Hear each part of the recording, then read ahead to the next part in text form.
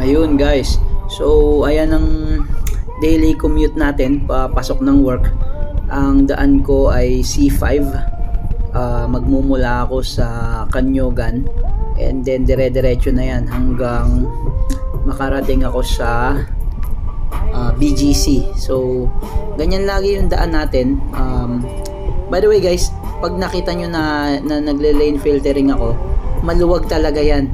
Nagmumukha lang masikip dahil sa camera na gamit natin, which is yung GoPro.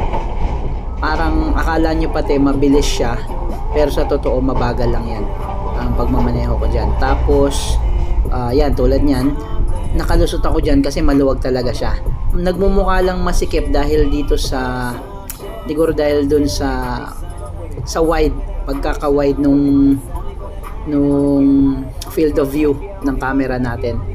Pero ayun, when it comes to the performance, kita nyo naman kung gaano tayo ka smooth makadaan sa C5 kahit na hindi ganun kabilis yung andar ng mga sasakyan.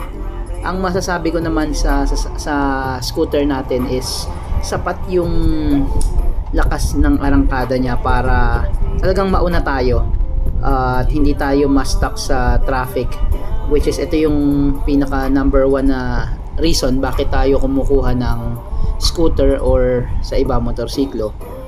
Ang makapunta sa office ng less than dun sa actual na time pag nag-commute tayo some other way, public transportation, kahit ano pang mode of transportation yan. Pero pag sarili nating scooter or motor, mabilis lang talaga. Tulad nito, ayan, madali tayong nakakapag-maneuver sa mga ganyang kalsada.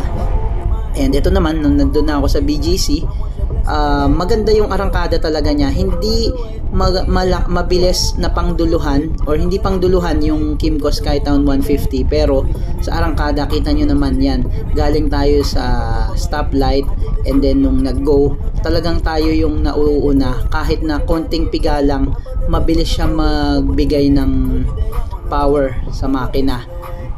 Pero yun nga, hindi tayo pangduluhan yung Skytown.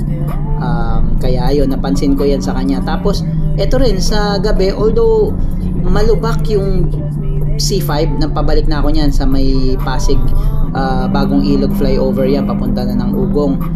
Maraming lubak dyan, pero to a degree kinakain lang ng suspension natin yung lubak. Pero syempre hindi pa rin maiiwasan na talagang mapapansin nyo na may lubak talaga. Kita naman dun sa pag-shake ng camera. And then, pero sa stability talaga ng scooter, kitang-kita nyo guys, wala tayong problema. Kala mo hindi two wheels yung dala natin.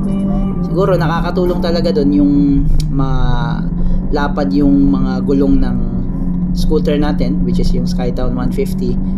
And mabilis talaga siya. Ito yung pinaka-advantage niya pag ganyan yung mga situation, maluwag at wala na masyadong sasakyan.